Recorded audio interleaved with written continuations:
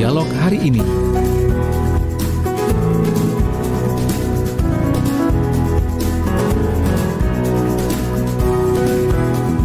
Assalamualaikum warahmatullahi wabarakatuh. Selamat pagi, semangat pagi luar biasa bersua dalam program komunikasi bisnis untuk edisi hari ini, hari Senin tanggal 26 Juli 2021.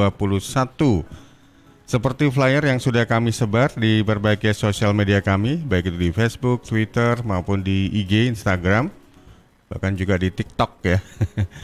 Tema kita bersama Pak Roni Hamustamu, Direktur Keuangan Consulting, untuk hari ini adalah Why Category Kings Become Commoners, penyebab kegagalan perusahaan inovatif yang membuka kategori pasar baru namun gagal merajai segmen tersebut. Tentunya untuk program komunikasi bisnis ini juga bisa Anda simak di program atau di beberapa stasiun radio, diantaranya di Radio Max FM, Maingapu, Sumba Timur, Nusa Tenggara Timur, kemudian LPPL Radio Praja Angkasa Trenggalek, LPPL Radio Guyub Rukun, RGR Tulungagung, dan juga di LPPL Radio Suara Sidoarjo yang juga bisa Anda simak melalui channel YouTube kami di LPPL Radio Suara Sidoarjo. Baik, saya sapa terlebih dahulu partisipan yang sudah join via Zoom. Di antaranya selamat pagi untuk Ibu Julia. Selamat pagi, Bu. Masih di Jombang kah, Ibu? Nggih, masih di Jombang ya, Bu? Masih. Alhamdulillah. Sukses di sana ya, Bu. Kemudian Pak Rudolfo, Pak Rudi Balmater, selamat pagi. Good morning, Mr. Rudi.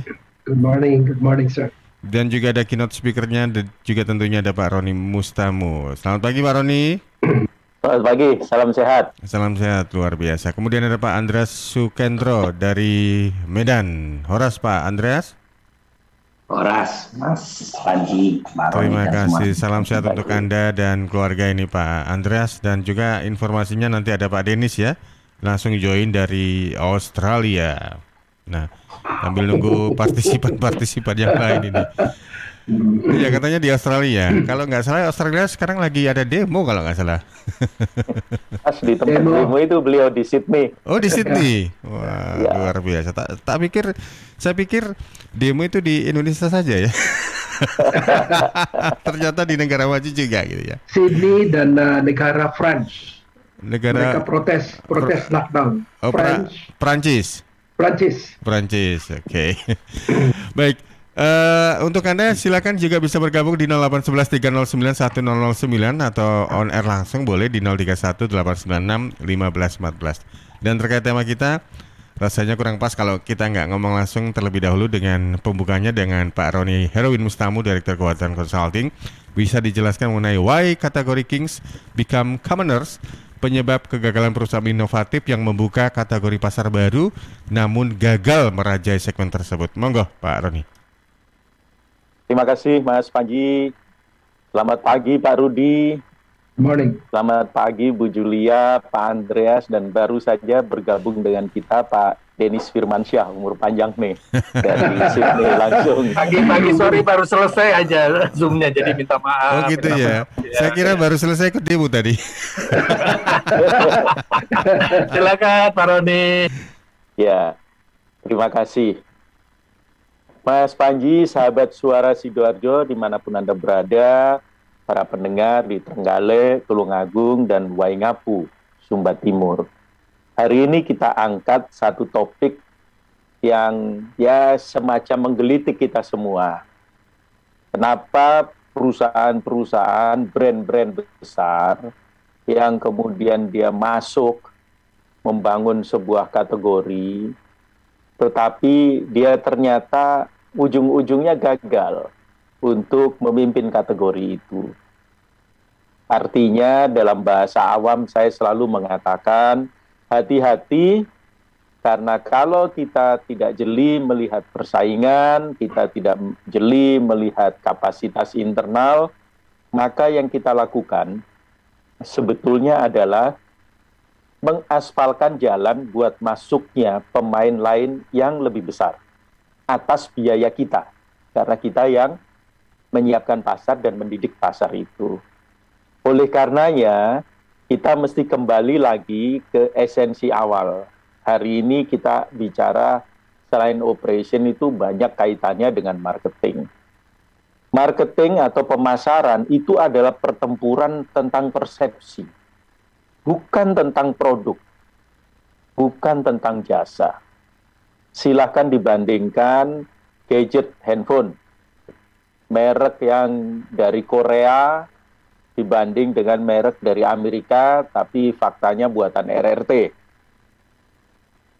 Kenapa yang satu lebih mahal, padahal dalam hampir semua speknya, atau relatif semua speknya, itu kalah sama yang satunya lagi. Gitu. Kenapa orang mau ikut ke sana? Karena sebetulnya itu adalah faktor pemasaran. Ada pertempuran persepsi. Jadi bukan produknya, bukan jasanya. Ada orang yang menggunakan jasa maskapai penerbangan. Marah-marah dia. Jasanya nggak bagus, begini-begini, dan sebagainya. Komplain, pegawainya nggak ada semua di bandara. Tapi ownernya enteng aja. Sekian tahun lalu pernah mengatakan, ketika mengisi sebuah pidato di sebuah perguruan tinggi di Amerika. Ini maskapai penerbangan dari Indonesia. Ya, kalau saya terjemahkan kira-kira kalimatnya begini. Maskapai penerbangan saya mungkin yang terburuk di dunia ini. Tapi Anda tidak punya pilihan lain selain menggunakan maskapai saya. Nah, hal ini, Mas Panji dan sahabat Suara Sidoarjo, kita kembali, pemasaran itu soal pertempuran persepsi. Bukan produknya, bukan jasanya. Oleh karenanya, ada istilah lebih baik hadir duluan daripada hadir belakangan, meskipun mungkin lebih baik. Tetapi ada catatan di sana. Karena kita ini diharapkan, diwajibkan dalam tanda kutip, untuk bisa menciptakan sebuah kategori baru, di mana kita kemudian menjadi yang pertama, yang lain belum ada. Makanya di flyer-flyernya marketing itu sering ada istilah, kami yang pertama, kami yang pertama. Kalau kita berkesempatan pergi ke RRT, itu akan menarik. Tour guide itu akan menunjukkan kepada kita bahwa apapun yang di depan kita itu ada istilah, ini yang pertama. Jadi suatu saat ada satu tempat begitu ya, dikatakan ini adalah gedung tertinggi yang pertama di kota ini. Nanti pergi ke tempat lain, ini adalah tempat di mana dulu orang Inggris pertama kali datang kan. Semua ada kata pertama. Kenapa? Karena begitu ada yang kata pertama, otak kita langsung akan nempel tuh, akan merekam itu, bahwa itu yang pertama. Nah, tetapi hati-hati, ketika kita bicara yang pertama, ketika kita membuat kategori, hati-hati. Jangan pernah mengatakan kami adalah salah satu yang pertama, karena artinya ada yang lain. Dan itu membukakan pintu buat masuknya pemain lain. Jadi tegas saja sebetulnya. Kalau kita harus berhadapan dengan pemain lain, bahkan yang lebih besar, sebetulnya nggak usah sibuk untuk memastikan kita lebih baik dari dia, nggak penting. Yang penting adalah kita harus menjadi lawannya dia. Karena itu brand-brand yang masih kecil biasanya akan berusaha tampil seakan-akan dia adalah lawan dari existing brand yang ada di situ. Brand yang sudah ada, gede. Paling gampang itu kalau kita lihat perguruan tinggi lah. Perguruan tinggi itu kan banyak yang usianya udah puluhan tahun gitu. Nanti kalau ada yang baru, mereka akan selalu membahasakan head to head, berhadapan langsung dengan pemain yang besar itu. Tujuannya adalah supaya di benak calon pelanggan itu mereka statusnya adalah lawan atau oposit. Nah, yang berikutnya, seringkali perusahaan-perusahaan itu tanpa sadar ketika memunculkan brand itu, dia melakukan ekstensi, pelebaran. Nah, hati-hati. Kalau kita memperlebar brand itu hati-hati. Kenapa? Jarang itu bisa bekerja dengan baik. Karena itu kita harus fokus. Gitu. Nah, fokusnya di mana? Kita pelajari siapa pelanggan kita. Kita harus move on. Sorry, one move gitu, move on. Maaf, tadi ada telepon masuk gitu. Jadi dengan customer itu kita harus melakukan sebuah gerakan satu aja, one move aja gitu. Kenapa? Karena kita mesti tahu di situ ada customer, di situ ada pasar, dan ada tren kecenderungan-kecenderungan terbaru yang biasanya orang-orang yang emotional buyer akan masuk semua. Nah, itu satu gerakan di sana. Itu Mas Panji kalau kita bicara tentang apa yang harus kita lakukan. Nah, saya balik lagi. Tadi kan saya katakan lebih baik jadi yang pertama daripada yang lebih baik. Kenapa? Saya ulang lagi bahwa lebih mudah masuk ke dalam benak calon konsumen ketika kita jadi yang pertama. Katakanlah kalau ada yang kedua, katakanlah dia lebih baik, maka konsumen akan mengatakan, oh yang seperti X itu ya. Nah, jadi itu akan tidak menguntungkan buat pemain yang berikutnya. Apalagi kalau yang dilakukan adalah memaksakan diri untuk selalu tampil lebih baik. Kenapa? Karena tidak mudah untuk menghapus apa yang ada di benak konsumen yang pertama itu. Karenanya yang pertama itu harus akan mendapatkan manfaat besar. Kedua, yang pertama harus selalu hati-hati. Pemain pertama hati-hati. Kenapa? Karena pemain pertama ada kecenderungan dia akan menjadi generik. Saya beri satu contoh lah, real dalam kehidupan saya. Mohon maaf saya nyebut merek, tapi saya nggak tahu merek itu masih ada apa enggak. Pada saat saya kecil, kalau kita bicara kamera, itu orang bisa tanyanya itu lucu banget gitu ke saya. Kodakmu merek apa? Padahal Kodak itu adalah merek. Waktu kakak saya dulu SMA, dia kepingin motor, dibelikan motor, gitu kan. Jelas-jelas mereknya Yamaha, disebutnya Hondamu merek Yamaha ya. Padahal Honda itu adalah brand. Nah, hal ini Mas Panji dan sahabat Suara Sidoarjo adalah keuntungan menjadi yang pertama. Tapi ketika menjadi yang pertama, harus hati-hati kita menjaga jangan sampai yang lain masuk. Pada saat-saat yang seperti sekarang ini, kalau brand itu dimiliki oleh perusahaan-perusahaan besar, biasanya mereka akan membangun yang namanya entry barrier, hambatan untuk masuk. Misalnya apa? Mendekati pemerintah supaya mengatur-atur lah, agar muncul aturan-aturan, undang-undang yang menyebabkan pemain-pemain lain akan sulit masuk. Itu sering terjadi, gitu loh. Boleh ditanyakan sama teman-teman di Senayan begitu, apakah betul kadang-kadang ada titipan-titipan ayat atau pasal yang membuat pemain tertentu akan mudah bertahan dan membuat pemain lain mudah masuk. Dalam sejarah Indonesia bahkan, aturan pemerintah itu menyebabkan sebuah industri bisa dengan cepat dia masuk, tapi bisa juga dengan cepat dia rontok, tergantung peraturannya. Dulu ada yang namanya peraturan perdagangan. Perdagangan cengkeh kalau masih ingat. Nah, itu semua kalau kita lihat membuat banyak sekali petani cengkeh langsung rontok.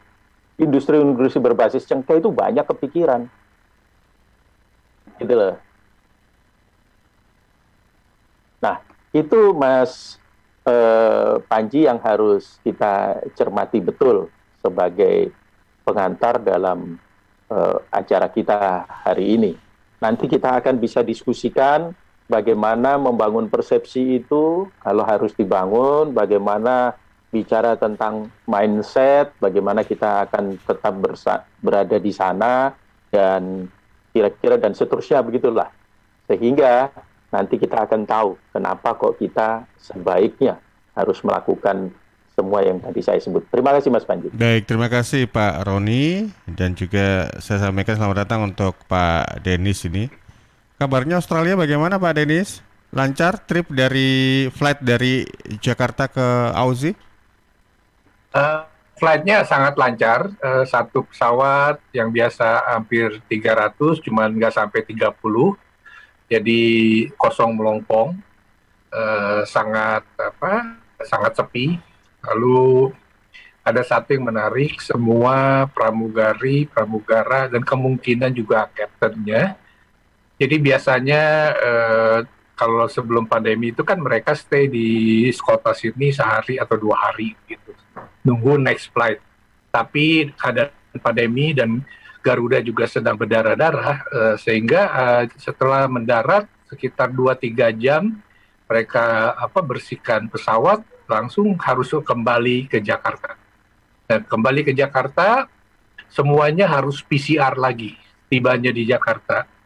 Jadi betul-betul sangat tidak nyaman, dan kami dikawal sesudah imigrasi, sesudah bagasi, naik ke bus, semuanya yang bantu koper itu adalah tentara dan polisi. Lalu dikirimlah kami ke hotel karantina yang kami tidak bisa punya pilihan, cuma pokoknya dikirim aja begitu selama 14 hari. Saya udah hari keberapa nih? 5 hari ke-5, dan sama sekali tidak boleh keluar dari kamar. Setiap lantai ada polisinya. Jadi kalau kayak bandel keluar, dendanya $1.000, dan yang terburuk bisa deportasi. Ya, begitu. Jadi sangat nggak nyaman. Untungnya kita dapat kamar yang view-nya ini bagus nih, keluar itu ada jendela besar tapi nggak bisa dibuka, tapi view-nya bagus sekali di tengah kota. Jadi saya nggak terlalu dan istri saya ada di sini juga, sehingga kami menikmati saja. Banyak Zoom, banyak ini, jadi nggak terasa juga sih. Itu aja kira-kira Mas Panji dan teman-teman yang saya bisa share pengalamannya. Sebelum Pak Denis nanti menanggapi topik, kabarnya di sana masih demo atau gimana Pak Denis?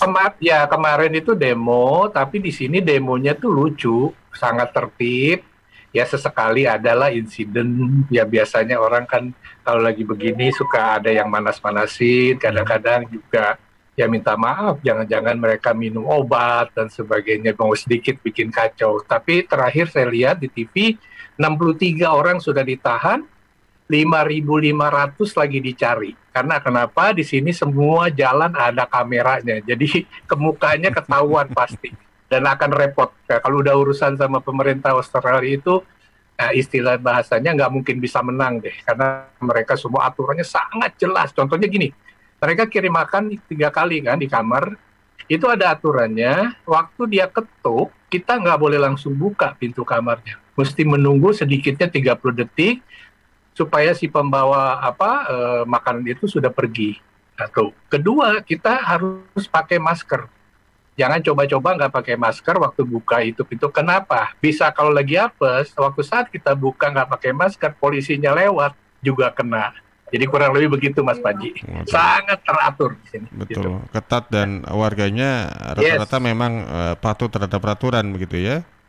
Ya mungkin juga karena kan negara ini kan penduduknya juga nggak banyak ya, jadi lebih mudah diatur lah harusnya ya. Tapi ya tetap yang ternyata yang mau macam-macam ya ada juga sih. Jadi nggak usah terlalu sedih juga. Ya memang ada saja kira-kira gitu Mas ya. Baik, itu sedikit cerita dari Pak Denis di sana. Terkait dengan tema kita, ada komentar ini Pak Denis? Iya, boleh. Ini kebenaran saya tuh belum lama dapat satu video yang sedikit lucu yang saya rasa ada korelasinya dengan penjelasan Pak Roni ya barusan. Jadi CEO-nya Mercedes-Benz dia mengakhiri kontraknya atau pekerjaannya, mungkin karena usia atau juga dia sudah waktunya. Jadi dia selesai rapat umum pemegang sahamnya, dia pulang ke rumahnya memakai Mercedes-nya, itu yang paling series yang paling terbaik barangkali di Jerman ini. Nah, lalu dia sampai di rumahnya, Dan tiba-tiba dia istirahat sebentar, lalu dia keluar dari rumahnya dengan BMW i8 yang paling mahal. Wow. Nah, poinnya adalah apakah selama ini itu dia simpen, kita nggak ada yang tahu. Jangan-jangan dia nggak simpen, tapi begitu dia tahu sudah mau selesai, dia beli dulu, dia simpen, atau dia nggak usah beli, dia dikasih oleh BMW-nya. Nah, apa sih pelajarannya, persepsinya? Jangan-jangan seorang mantan CEO Mercedes lebih percaya sama BMW.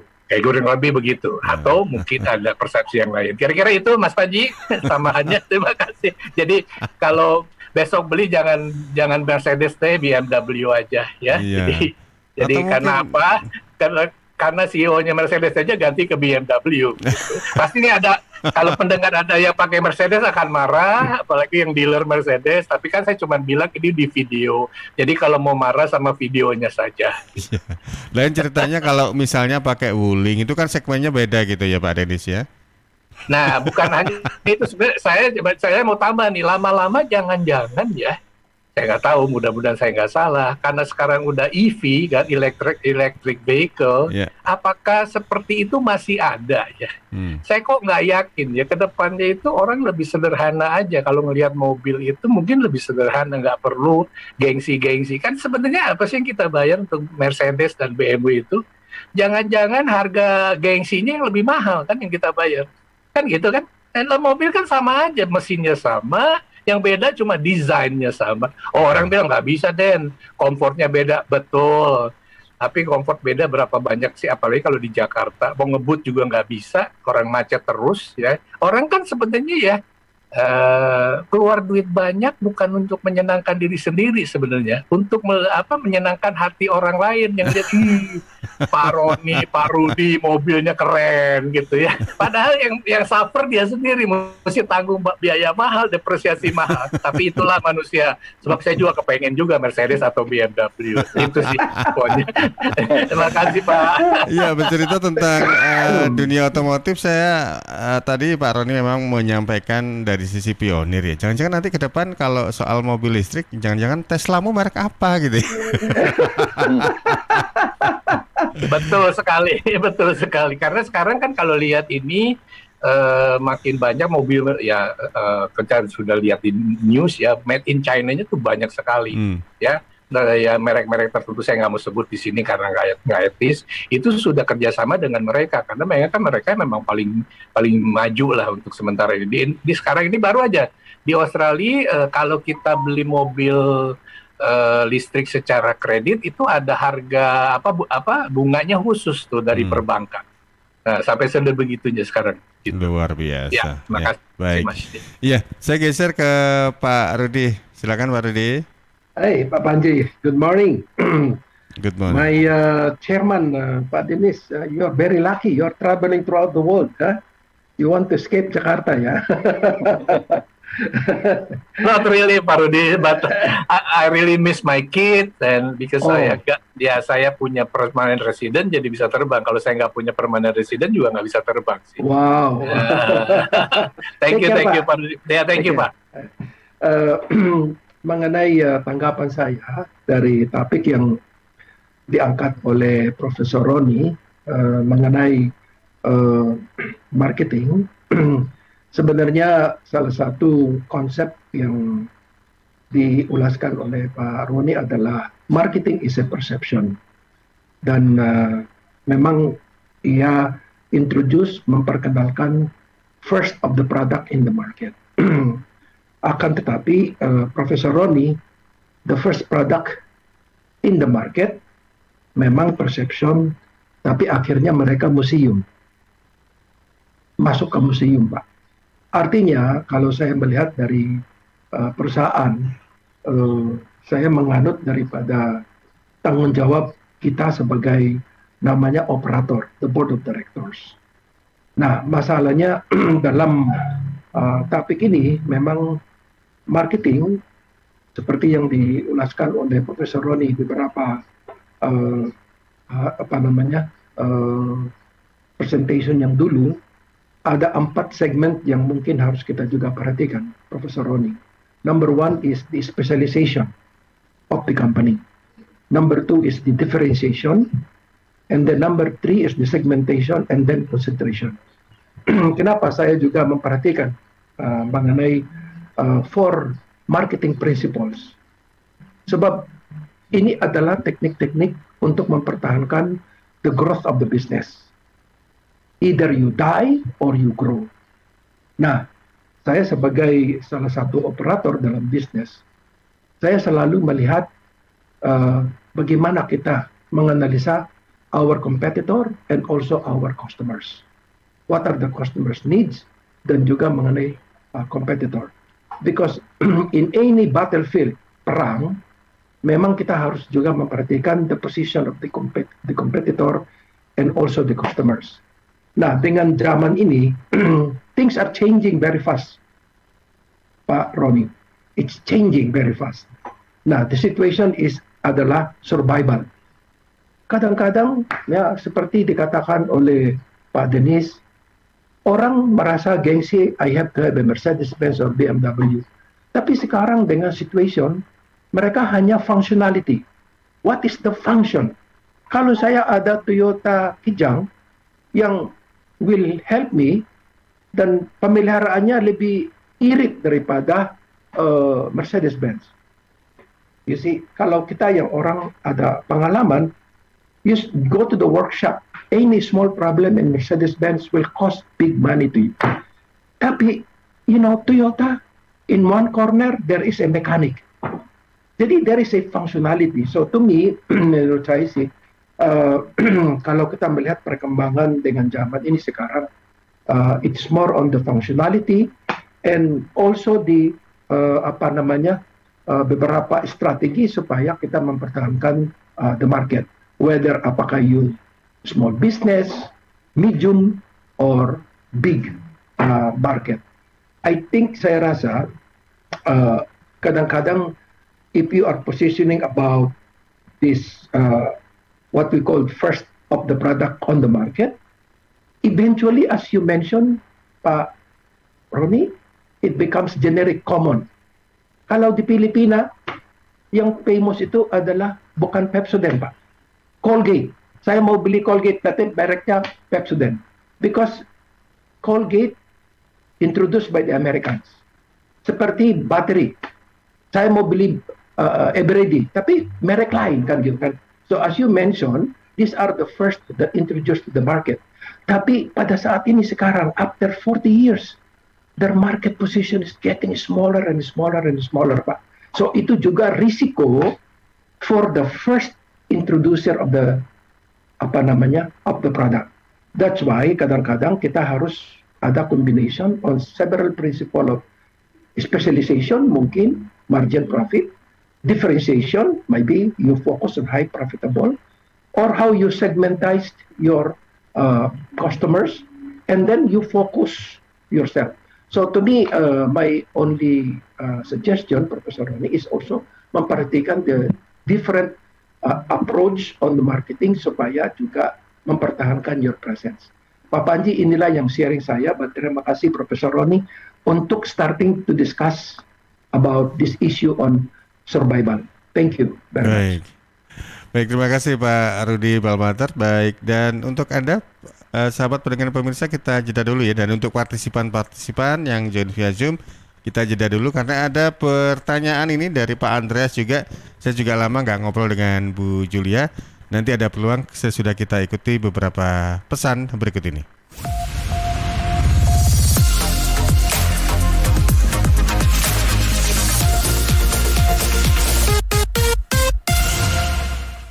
Victory! Yeay, turret musuh hancur. Menang lagi. 1 match lagi lah. Haha. Le, kamu tuh tahun depan masuk SMA. Masa main terus? Kapan belajarnya? Iya, Mak. Sebentar lagi. Mumpung stay at home nih. Loh, justru kalau stay at home harus tetap rajin belajar dong. Bosen mah belajar gitu-gitu aja. Kalau mau lihat buku lain atau coba-coba latihan soal, harus beli lagi. Nih, coba ya. Mana-mana smartphone kamu. Buka Indium Study di browser, dengan 10.000 aja kamu dapat mengakses buku pelajaran, tryout, dan video tutorial menggunakan laptop maupun smartphone. Lengkap dari tingkat SD, SMP, sampai SMA. Oh iya bener mah, kayak harga bakso aja ya. Pas buat aku untuk persiapan masuk SMA tahun depan. Perlu banyakin latihan soal nih. Nah, pinter. Belajar yang rajin ya. Wujudkan bersama IndiHome. Sahabat, panggilan sidang dari Pengadilan Agama Sidoarjo atas nama Rokis bin Sugeng. Rokis bin Sugeng dulu tinggal di Dusun Nambangan, Salon Mila ini mungkin maksudnya ya. RT 25 RW 7 Desa Ngimbangan, Kecamatan Mojosari, Mojokerto. Sekarang tidak diketahui dengan jelas tempat tinggalnya. Kepada saudara Rokis bin Sugeng dimohon hadir di persidangan Pengadilan Agama Sidoarjo, Jalan Hasanuddin nomor 90 Sidoarjo pada hari ini Senin 26 Juli 2021 jam 9 pagi. Panggilan sidang ini dari Pengadilan Agama Kabupaten Sidoarjo. Lihat nih Jeng, Cheers punya kemasan baru 230 ml. Wah, imut ya? Iya dong Jeng, bentuknya yang kecil dan seksi, gampang banget dibawa kemanapun dan kapanpun. Wah iya, bisa muat nih di tas tangan, taruh di kotak makan si adek, dan gampang juga ya dibawa pas jogging. Bener, dan di musim virus kayak gini kita juga harus rutin minum air putih Jeng. Cheers Alkaline ini punya kandungan pH yang tinggi sampai 8,5. Jadi daya tahan tubuh kita lebih terjaga dan melindungi kita dari virus sampai resiko kanker. Nah, buat konsumsi di rumah atau di kantor, ada kemasan galon juga Jeng, yang 20 liter. Untuk pemesanan area Surabaya, hubungi kami di telepon 0807 124 3377 atau WhatsApp ke 0877 77 24 3377. Bagi Anda yang ingin bergabung menjadi partner Cheers, bisa hubungi 031 84 95 888. Anda di rumah aja ya, biar kami yang ngantar. Cheers Alkaline Power 230 ml, seksi, healthy, easy. Untuk wilayah Sidoarjo dan sekitarnya bisa menghubungi Depo Candi di 0821 4225 6646 0821 4225 6646. Panggilan sidang dari Pengadilan Agama Sidoarjo atas nama Samsul Bahri bin Sulkan. Samsul Bahri bin Sulkan dulu tinggal di Dusun Sedati Agung, RT 4 RW 3 Desa Sedati Agung, Kecamatan Sedati Sidoarjo. Sekarang tidak diketahui dengan jelas tempat tinggalnya. Kepada saudara Samsul Bahri bin Sulkan dimohon hadir di persidangan Pengadilan Agama Sidoarjo, Jalan Hasanuddin nomor 90 Sidoarjo pada hari ini Senin 26 Juli 2021 jam 9 pagi. Panggilan sidang ini dari Pengadilan Agama Kabupaten Sidoarjo. Rokok opo iki kok putihan? Ya rokok kok, ya murah, ya akeh. Rokok ilegal ki. Masa rokok ilegal iki? Yo ki. Lah awakmu kok roh nek iki rokok ilegal? Rokok ilegal iki gak nek pita cukene. Samen paling roe bandrol kuwi lho. Rokoke kudu enek merek karo nama perusahaane sing terdaftar ndek bea cukai. Lokasi pembuatane ndek kene ya gak enek. Terus ndek kene rokok ilegal iki gak enek gambar karo peringatane teko pemerintah. Berarti rokok ilegal gak resmi no? Aduh ya mesti to Lemul. Rokok ilegal merugikan negara. Mergo ora bayar cukai sing digembangun negara. Walah tutu, sepenting wong-wong gak roh. Loh, gak iso lagi. Makane to Le, tuku sing pasti-pasti ae. Aja ngawur. Laporkan peredaran rokok ilegal ke kantor Bea Cukai terdekat atau hubungi nomor 1.500 225 1.500 225. Iklan layanan masyarakat ini dipersembahkan Bea Cukai Sidoarjo. Ayo, ngewangi Bea Cukai, berantas rokok ilegal. Bea Cukai Sidoarjo, fokus mengawasi, tulus melayani.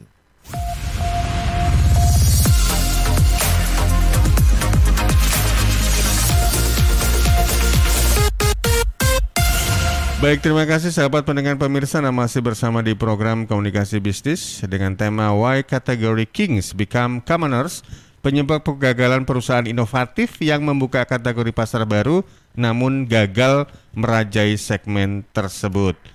Sebelum ke pertanyaan yang sudah masuk di WA 0811 309 1009, saya ingin menyapa Bu Julia. Selamat pagi Bu.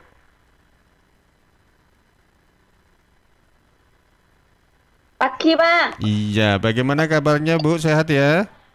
Sehat. Iya, ya baik. Kalau kondisi sekarang gimana Bu untuk aktivitas masih di ini kan ya klinik hewan ya Bu ya? Oh, kan aku di Jombang lagi apa namanya berkebun sekarang soalnya. Usaha apa? Maksudnya kebun tanaman apa ini Bu Yulia? Ini aja apa buat yang ibu rumah tangga aja. Baik, sukses ya untuk aktivitasnya ya. Ada komentar mungkin Bu Yulia yang ingin disampaikan? Enggak, aku pemerhati aja deh. Baik, terima kasih Bu Yulia. Sukses untuk aktivitasnya berkebun. Iya, terima kasih. Kalau istilahnya orang kampung saya itu gardener gitu ya.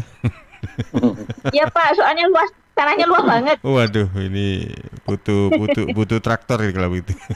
Baik, tadi Pak Andreas ada titip pertanyaan ya, tapi beliaunya kok nggak ada di grup ini. Mungkin ada kesibukan ini.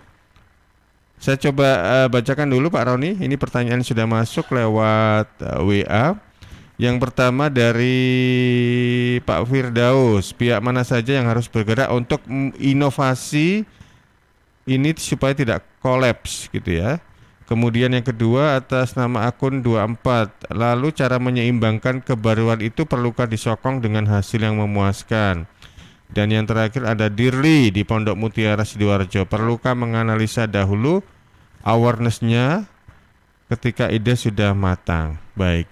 Tadi Pak Roni sempat mencatat nggak untuk yang ketiga Mas, apa yang terakhir? Yang ketiga, perlukah menganalisis dahulu awareness-nya ketika ide sudah matang? Pertanyaannya begitu. Tadi maksudnya yang chat tadi dari Pak Andreas tadi sudah terekod nggak ya Pak Roni? Oh ya, sudah, enggak apa-apa. Oh ya, sudah ada di sini kok kelihatannya. Baik, monggo Pak Roni tanggapannya. Iya, terima kasih. Yang pertama dari Pak Andreas. Pak Andreas mengajukan pertanyaan yang menurut saya menarik. Beliau ini kan punya produk disinfektan, sabun, sampo, untuk pet shop juga, untuk pembasmi hama, dan produk detox, untuk macam-macam lah, termasuk batu empedu, hati, ginjal. Saya memahami bahwa beliau ini bergerak sepertinya di sektor ekoenzim. Ekoenzim ini sekarang lagi menarik banyak kalangan karena seperti obat dewa atau produk dewa. Jadi dia dari limbah, biasanya sayur-sayuran dan buah-buahan sisa atau kulit-kulitnya, kemudian difermentasi lebih kurang 3 bulan, hasilnya itu seakan-akan bisa buat apa saja. Sampai hari ini belum ada sanggahan atas itu. Dan memang menarik sekali, dari limbah atau dari sampah bisa bahkan menjadi rupiah. Persoalannya adalah bagaimana caranya masuk. Tadi sempat kita bahas, Pak Rudi juga mengusulkan gitu, ada yang namanya spesialisasi. Jadi kalau kita masuk, itu pesannya nggak boleh terlalu beragam. Kalau beragam nggak jelas, kita ini sebetulnya keahliannya apa. Itu yang menyebabkan vitamin-vitamin, obat dewa itu sering gagal di pasar. Bukan karena kualitasnya jelek, bukan karena mereka tidak bisa untuk memenuhi apa yang dijanjikan, tetapi karena tidak fokus, tidak ada spesialisasi, sehingga ya kalau bahasanya orang Jawa ambiar begitu. Jadi dia menebarkan pesan, tapi karena semua hal jadi nggak jelas. Lebih baik kita punya satu spesialisasi. Pokoknya Anda mau masalah apa saja terkait dengan kunci, panggil saya. Saya tukang kunci. Tukang kunci akan lebih dikenal daripada Anda adalah tukang yang serba bisa. Apa saja Anda bereskan, Anda akan sulit dikenal. Karena itu ada yang namanya kategori, maka kita menciptakan kategori itu. Nah, kategori itu adalah bagian tadi. Nah, jadi sekarang ini ekoenzim misalnya, silakan ekoenzimnya dikembangkan. Itu kira-kira begitu. Pesannya jangan macam-macam. Gitu. Lebih baik satu saja, ekoenzim. Nanti boleh ada subproduk macam-macam. Gitu. Tapi pesannya ekoenzim. Tinggal orang diedukasi bagaimana ekoenzim itu. Karena di situ kan memainkan persepsi. Gitu.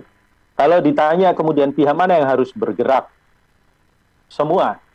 Di dalam bisnis tidak bisa kita mengandalkan hanya marketer saja yang bergerak, tapi semua. Semua orang di dalam perusahaan adalah marketer. Tadi Pak Denis sudah mengangkat, bayangkan seorang mantan CEO Mercedes terus pakai BMW, gitu. Itu kan bisa turun tuh penjualannya Mercedes, gitu. Terutama pada orang-orang yang cara membacanya itu perseptual banget, begitu. Walaupun kalau menurut saya Mercedes bisa membalas, gitu. Oh iya, karena dia sekarang sudah pensiun, sudah tidak sanggup lagi memakai Mercedes. Itu bisa dibalas. Kenapa saya katakan demikian? Saya beri satu contoh saja. Itu pernah terjadi, itu sebuah perdebatan yang sangat menarik. Perdebatan ini dalam bentuk iklan. Jadi bayangkan tiba-tiba BMW itu memberikan ucapan selamat kepada Audi.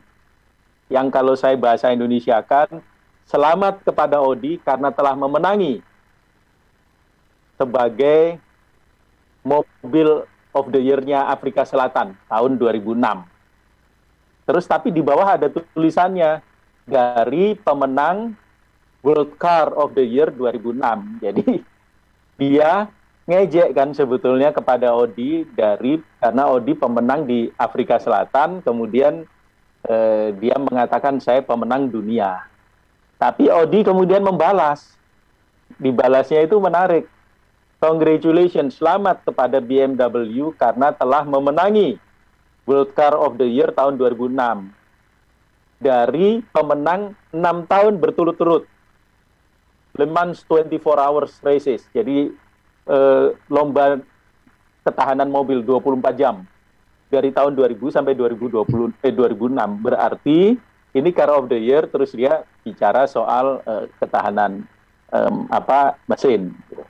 Tapi yang menarik, tidak lama kemudian muncul iklannya Subaru. Dia bilang, well done, Audi and BMW. Gitu kan. Karena telah memenangi beauty contest dari winner of the 2006 International Engine of the Year.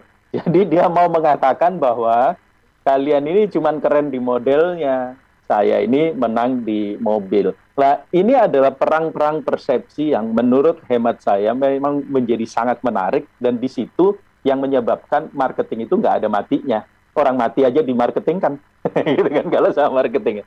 Orang marketing itu harus kreatif. Anda tidak kreatif, keluar dari dunia marketing, gitu loh. Tapi nanti beda. Kalau Anda ahli hukum kreatif, Anda bisa masuk penjara. Akuntan kreatif masuk penjara, gitu loh. Harus mengikuti semua aturan-aturan yang berlaku.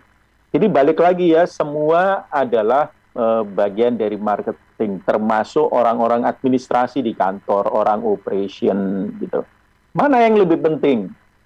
Baru dengan kepuasan. Nomor satu baru. Tetapi kalau Anda tidak bisa memuaskan, maka kemenangan Anda itu sifatnya sementara, karena no other choice, nggak ada pilihan lain, atau no better choice, nggak ada pilihan yang lebih baik. Begitu muncul brand lain, maka hampir pasti Anda akan ditinggalkan. Jadi tetap sebetulnya kualitas, kepuasan itu adalah syarat. Tetapi kalau Anda masuk, maka Anda sebagai pemain pertama akan banyak diuntungkan. Tapi Pak Rudi tadi benar. Justru itu yang kita bahas di sini. Hati-hati kalau Anda ada di dalam, tidak menguatkan semua lini, maka Anda hanya mengaspalkan jalan buat pemain lain. Saya rasa kisah instant noodle ya, mie instan di Indonesia itu sangat menarik. Siapa yang memulai dan kemudian siapa yang merajai. Dan ada yang asik, enak-enak jadi raja, tiba-tiba muncul pemain lain. Dengan cara dia jadi opposite, jadi lawannya. Pada mulanya diketawain, tapi hari ini dia mengambil pasar yang sudah sangat besar. Gitu. Nah, hal yang seperti ini perlu jadi perhatian. Pertanyaan yang terakhir tadi tetap saya sebetulnya nggak terlalu jelas itu yang ditanyakan apa, Mas Panji.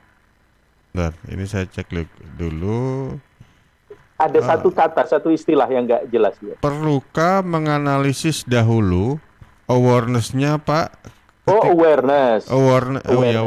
Awareness-nya ketika ide sudah matang. Ya, betul. Jadi gini, itu prinsip di dalam pemasaran ya. Biasanya kalau orang advertising itu bicara AIDA. Yang pertama memang create awareness. Kalau orang tidak tahu bahwa produk, barang, atau jasa itu ada, yang nggak dicari. Kalau Anda punya sesuatu dan Anda simpan baik-baik, nggak ada yang tahu, ya nggak akan dicari. Ketika Anda mengatakan, loh saya sebetulnya punya, loh nggak ngomong-ngomong, kan kira-kira begitu. Awareness itu wajib. Tetapi harus hati-hati, awareness saja tidak selalu berdampak kepada action, tindakan untuk membeli misalnya. Jadi harus hati-hati. Ada tahapannya, pertama awareness, saya tahu. Kedua interest, saya tertarik. Ketiga decision, saya ambil keputusan nih. Maka keempat action saya ambil, saya lakukan. Nah, AIDA ini konsepnya. Awareness, interest, decision, action. Itu tahapan yang harus dilalui.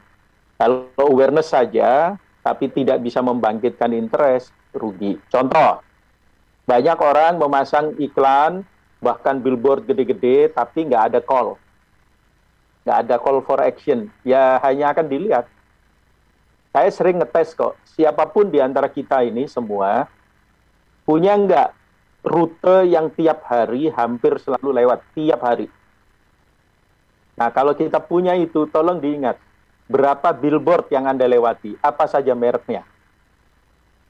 Hampir yakin saya bahwa Anda tidak bisa mengingat semuanya itu. Hanya orang yang luar biasa yang bisa mengingat. Kenapa? Nomor satu, karena terlalu banyak. Nomor dua, karena Anda tiap hari lewat, maka itu jadi biasa. Dia hanya muncul di awal Anda lihat, habis gitu Anda akan lupakan. Kalau awareness hanya sampai di situ, makanya harus ada call for action-nya di bagian akhir. Kira-kira itu, Mas Panji. Baik, Pak Roni. Closing remark dari jenengan, Pak Roni. Ya, terima kasih Pak Rudi, Pak Denis, Mas Panji, Bu Julia. Tadi juga ada Pak Andreas ya yang mengajukan pertanyaan. Kalau ditanya apa sih yang harus dilakukan atau apa yang harus dihindari, begitu ya. Nomor satu, kita nggak boleh ceroboh menghadapi lawan. Ketika kita menciptakan sebuah kategori baru, jangan ceroboh. Kenapa?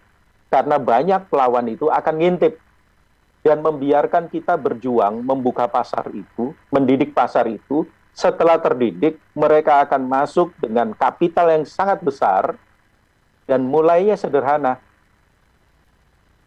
Rp100 lebih murah dari produk Anda. Habis itu kalau permainannya di kelompok functional, consumer good. Anda akan habis. Kenapa? Karena di situ tadi ada prinsip kalau saya masuk kemudian saya akan jadi oposan. Jadi opposite, saya lawan dia. Itu harus hati-hati. Yang kedua, harus hati-hati juga ketika mempromosikan kategori yang baru kita buat. Contohnya waktu itu adalah instant noodle. Kenapa? Karena ketika Anda mau mempromosikan, berarti Anda menciptakan awareness. Anda membuka mata dan pikiran lawan-lawan Anda.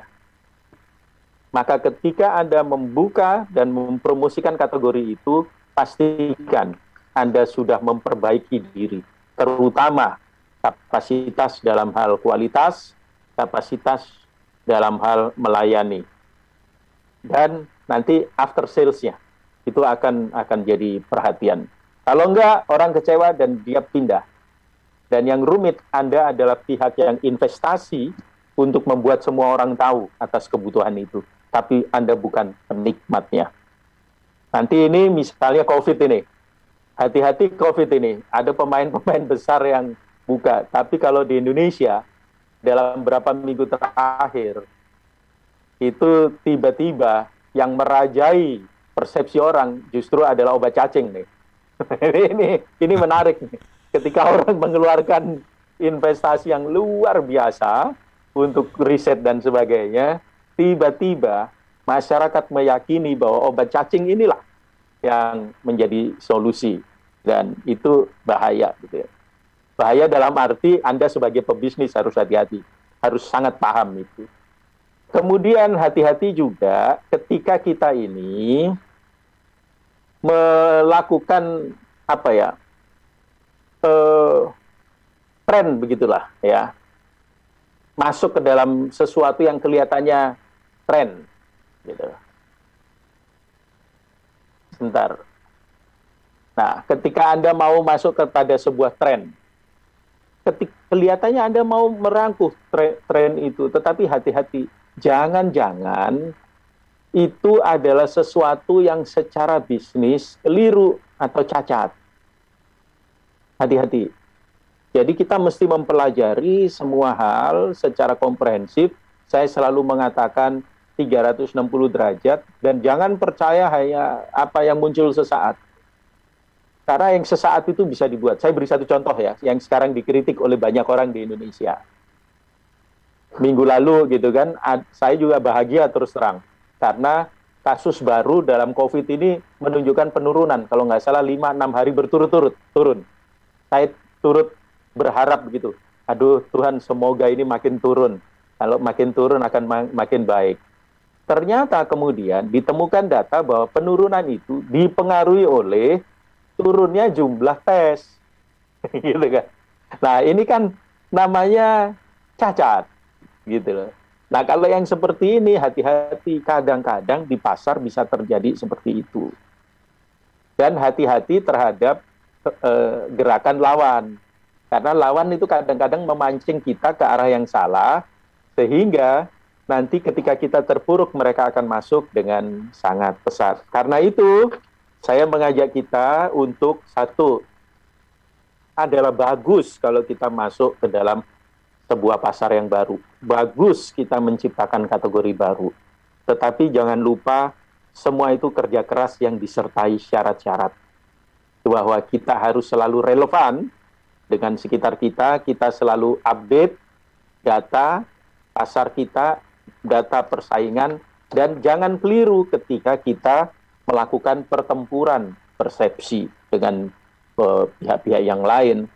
Jangan sampai kemudian kita tertutup. Mohon maaf ya, di Indonesia kita mengenal dulu ada satu-satunya stasiun televisi. Saya sampai hafal betul jingle-nya. Karena sejak kecil bertahun-tahun sampai saya remaja itu kan selalu hanya satu TV itu. Suatu saat muncul TV-TV swasta. Maka TV yang jadi pionir ini sulit untuk mempertahankan diri. Saya rasa persoalannya sampai hari ini itu kejadian terus-menerus. Demikian juga dengan bisnis-bisnis yang lain, apapun itu. Saya rasa teman-teman di radio sekarang juga harus berani untuk melihat fakta bahwa multi-platform visual radio saat ini adalah keharusan. Kalau bertahan hanya dengan model dengerin pesawat radio yang 10 band begitu ya, ya jangkauan kita akan jelek. Padahal kekuatan radio itu adalah pada programnya. Kalau programnya tidak kuat, hampir pasti radio itu akan ditinggalkan oleh pendengarnya. Meskipun dia yang pertama. Itu Mas Panji. Terima kasih. Baik, terima kasih luar biasa Pak Roni, dan juga terima kasih untuk partisipan yang lain. Di antaranya ada Pak Rudi, kemudian Pak Denis, ada juga Bu Julia, dan tadi juga sempat ada Pak Andreas. Sukses untuk aktivitasnya dan salam sehat selalu. Terima kasih Sampai Pak jumpa. Panji, Pak Roni, Terima Pak kasih. Take care Pak Roni. Ya, thank you Pak Roni.